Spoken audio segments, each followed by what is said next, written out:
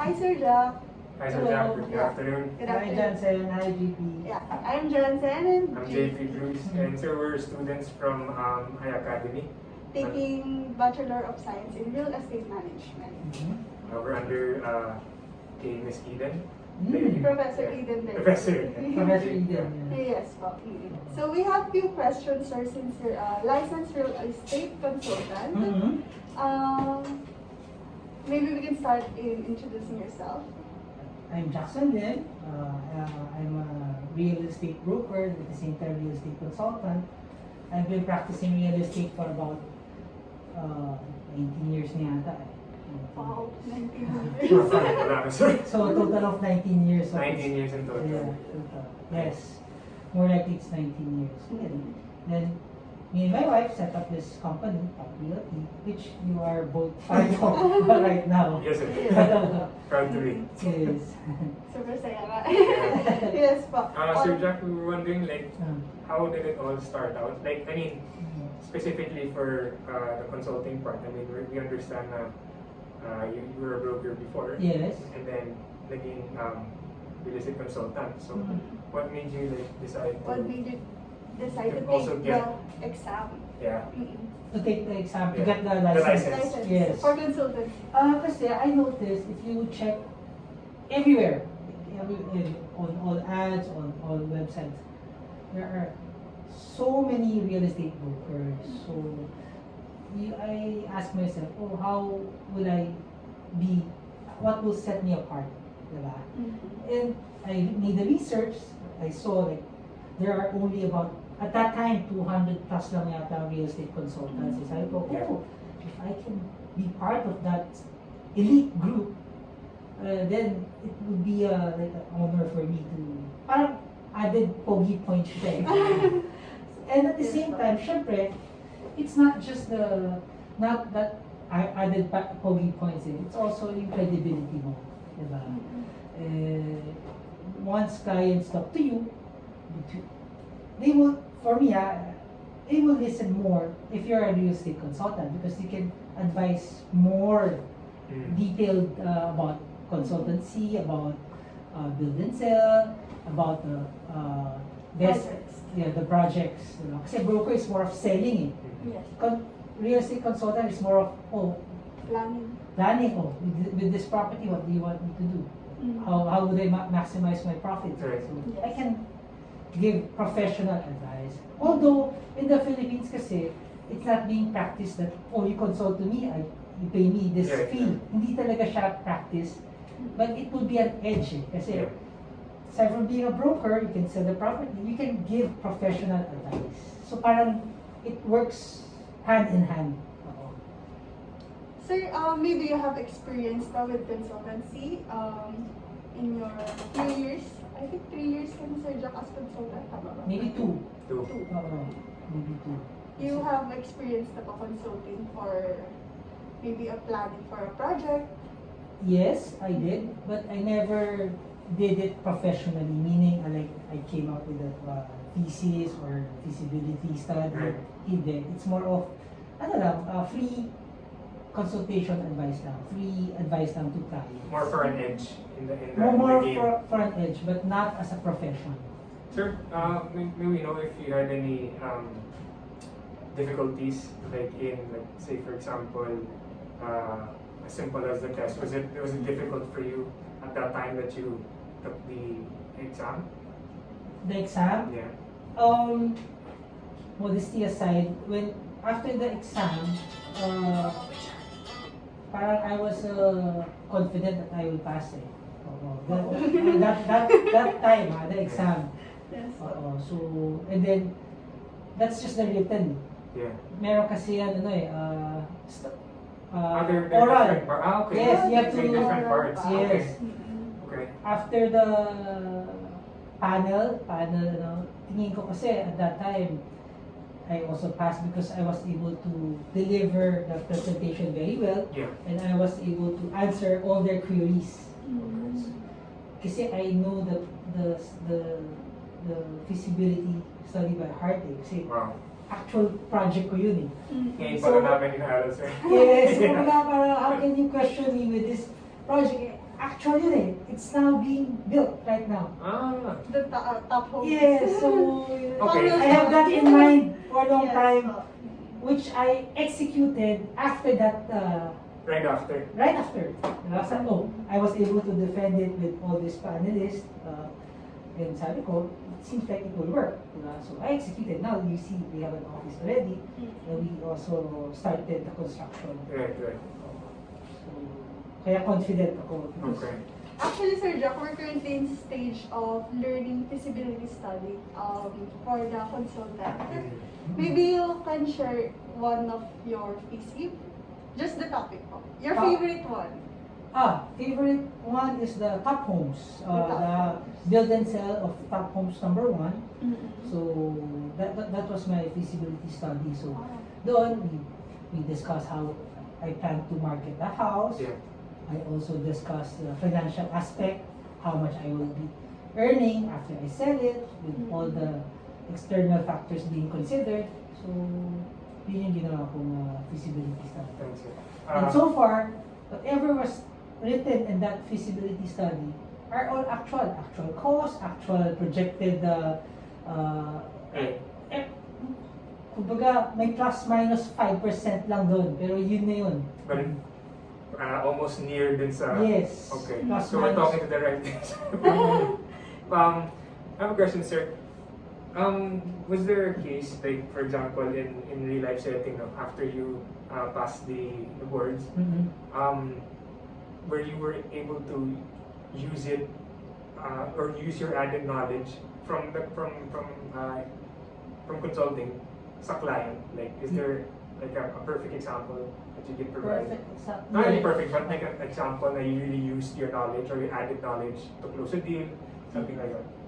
Yes. Okay. For example, of course, I don't want to mention yung Yes, name no ng client. Yes. No worries. A building in Tandang Sora. Diba? So, that's a building. Meron kasi siya sa mga real estate consultant yung highest and best use. Yes, For a yes. certain property, marami kasing use yan eh. Marami kasing use yan. Pero the question is, ano ba yung highest and best use? Meaning, ano ba yung gagawin mo sa isang property that you will get the highest return? Okay. So, I use my knowledge and expertise on advising the client what to do, and because of that, I was able to convince the client to just sell it. And true enough, we were able, when the client signed up with us, the client signed up exclusive with Top Realty. Wow. So, siguro, he was sold with what I Yeah. said to him. To the point that, okay, I will not talk to any brokers or any managers kasi meron pa yung, Exclusive lang. kasi the building has a lot of banks Okay. on the ground floor.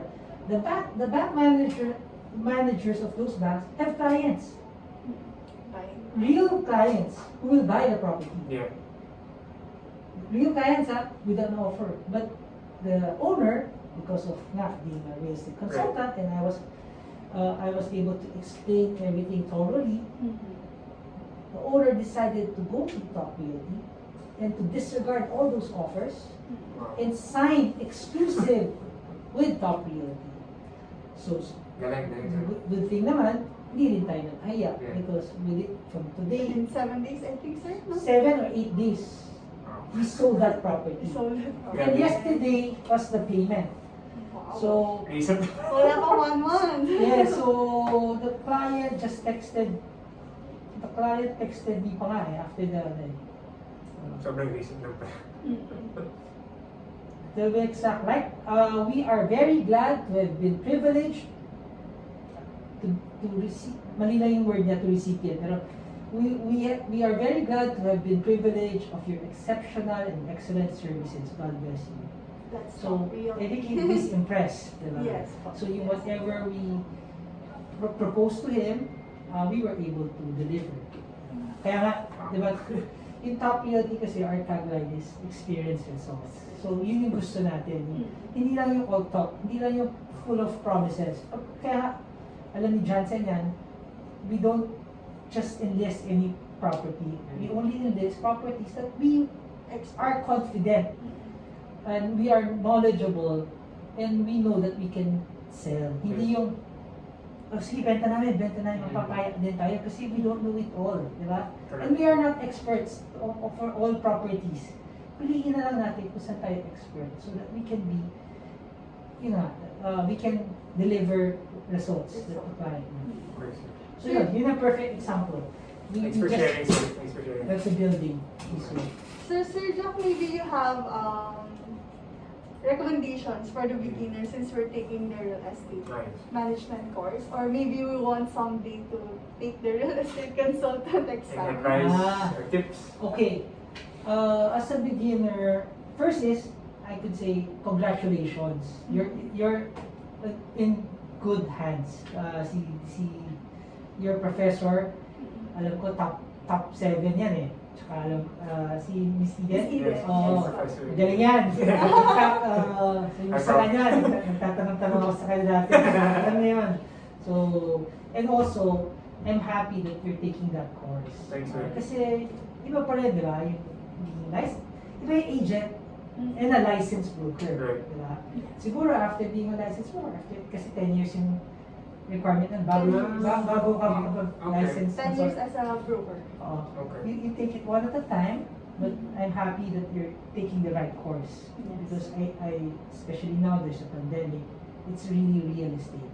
Diba? I know, you're a client. You sold your property, so I'm sure you know that it's really the right industry It is, right sir. now during the pandemic. Yes, sir. As an advice naman, as a beginner, what I did when I was new in real estate, kasi I used to work in China Bank. So in China Bank, it's an office job, medyo napagod ako. So 6 months na ako doon. So I jumped to real estate with zero experience. Zero knowledge. Ang advice ko is you tag along with the top 5 people that you look up to in the office. So ako kasi ganun ginawa ko. Ako, easily nakita ko sa chart. So when I entered, that was my rule eh. My rule. I just checked the chart, top 10. Nalala ko lang yung top 5. Alala ko pa yung mga pangalan nila. Ivan, Allen, Christine, Mervin. Until now, alala ko na. Tapos Mervin Mususi, ganyan. So inalam ko na yung pangalan nila mga. Tapos, I made sure that I introduce myself to. Ganun talaga eh. You need to take, you have to be, To expose yourself, and at the same time, you need them. Yeah. You approach them. And I'm sure they will be more than willing to share their experience. Kasi nanggaling din sila dun eh. Di ba? Ano yan eh, parang pay it forward. So yun ang ginawa ko. Nilapitan ko yung 5. And what I make, so kunyari, si top 5, si top 4, everyday yan, iniiba-iba ko sila. Top 5, ano ba yung mabibigay mo mga tips sa akin? Top 4, ganyan. So sponge lang. No? Sponge lang ako, just a sponge. Tapos, I don't just ask. So that's number 1. You go with the top, yun ang suggestion ko. You go with the top and you talk to them always, you talk along with them. So, I always ask. Hindi ako nahiya magtanong eh. But at the same time, I observe. So, ina-observe ko yan. Anong ginagawa nila dito? Kasi, the reason why they are top 5, may ginagawa silang tama. So, may ginagawa silang tama, inaalam ko.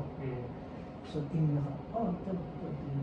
So, lahat ng top 5 na yun, kung nangyari, kinuha ko lahat ng mga strengths nila. Baga, top 1, top 2, Yeah. So, kinombine ko yun, ginawa ko siyang Jackson strategy. So, si top 1, alala ko, yung kinuha ko sa kanya, paano siya mag-present is from bigger picture to smaller picture siya mag-present. Hinala ko yun. Yung isa naman, top 2, mahilig siya sa tita, tito. Tita, tito. Parang may personal connection siya sa client. Nakuha ko rin yun. Top 3 and so on and so on. So, kinuha ko lahat yun. And then I formulated my own strategy. That's Jackson. Yeah. Diba?